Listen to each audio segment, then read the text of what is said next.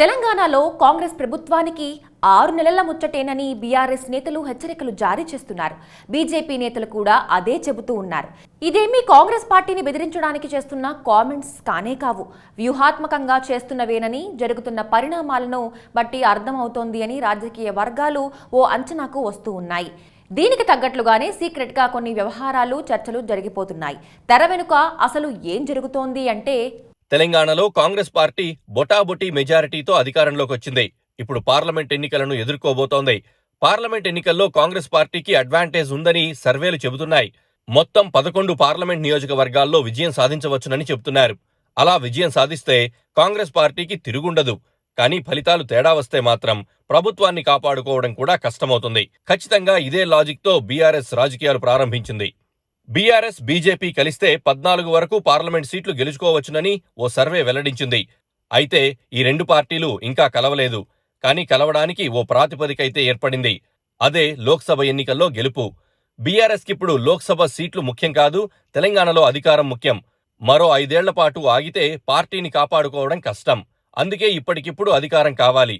అందుకోసమే కొత్త వ్యూహాలను సిద్ధం చేసుకుంటున్నారు. బీజేపీ రాజకీయాలను పూర్తి స్థాయిలో అధ్యయనం చేసిన బీజేపీ పెద్దలు ఇరు వర్గాలకు అనుకూలమైన ఓ ఫార్ములాను రెడీ చేసి బీజేపీతో సంప్రదింపులు ప్రారంభించినట్లు చెప్తున్నారు. బీఆర్ఎస్ ఫార్ములా ప్రకారం లోక్సభ ఎన్నికల్లో బీజేపీ, బీఆర్ఎస్ కలిసి పోటీ చేస్తాయి. ఎన్డీఏలో బీఆర్ఎస్ చేరుతుంది. లోక్సభ ఎన్నికల్లో అత్యధిక సీట్లు సాధించిన తర్వాత కాంగ్రెస్ డీలా పడుతుంది. కేంద్రంలో ఎలాగూ మళ్లీ బీజేపీ ప్రభుత్వమే వస్తుంది. వెంటనే ఆపరేషన్ కమల్ ప్రారంభించాలి. అంటే గతంలో కర్ణాటకలో జేడీఎస్ కాంగ్రెస్ కూటమిని కూల్చేసినట్లుగా, మహారాష్ట్రలో మహావికాస్ అఘాడియా అధికారాన్ని లాగేసుకున్నట్లుగా ఆపరేషన్ పూర్తి చేయాలి. కేంద్రంలో మరోసారి బీజేపీ అధికారంలోకి వచ్చిన ఉత్సాహం, తెలంగాణలోనూ కాంగ్రెస్ లోక్సభ సీట్లు గెలుచుకోలేని పరిస్థితుల్లో కాంగ్రెస్ నేతల్ని ఆకర్షించడం చాలా సులువని బీఆర్ఎస్ భావిస్తోంది. గతంలో కడియం శ్రీహరి చెప్పిన లెక్క ప్రకారం చూసుకుంటే 5-6 ఎమ్మెల్యేలు ఫిరాయిస్తే చాలు కాంగ్రెస్ పార్టీ ప్రభుత్వం కూలిపోతుంది.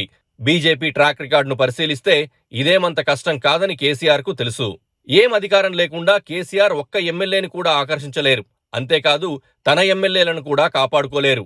అందుకే ఇప్పుడు ఖచ్చితంగా బీజేపీ సపోర్ట్ అవసరం. అయితే బీజేపీతో వ్యూహం అంత ఈజీ కాదు. తేడా వస్తే బీఆర్ఎస్ నిర్వీర్యమైపోతుంది. భారతీయ జనతా పార్టీ లక్ష్యం తన పార్టీని బలోపేతం చేసుకోవడమే. అందుకే ఎన్ని ప్రాంతీయ పార్టీలను నిర్వీర్యం చేసిందో చెప్పాల్సిన పనేలేదు. ఇప్పుడు బీఆర్ఎస్ తెలంగాణలో అధికారం కోసం బీజేపీతో పొత్తులు పెట్టుకుంటే ఆ పార్టీ నుంచి తన పార్టీని కాపాడుకోవడం అంత తేలికైన పనేం కాదు. పొత్తులు పెట్టుకున్న మరుక్షణం తెలంగాణలో సగం సీట్లు బీజేపీకి సమర్పించుకోవాలి. మెజారిటీ సీట్లు సాధించి లోక్సభ ఎన్నికల తర్వాత రేవంత్ సర్కార్ను కూలగొట్టి కేసీఆర్ సర్కార్ను ఏర్పాటు చేసిన బీజేపీ వాటా ఇవ్వాల్సిందే. ఏర్పడేది బీఆర్ఎస్, బీజేపీ ప్రభుత్వమే. అలా ఏర్పడినా కేసీఆర్ జుట్టు బీజేపీ చేతుల్లోనే ఉంటుంది. ఇది అత్యంత రిస్క్.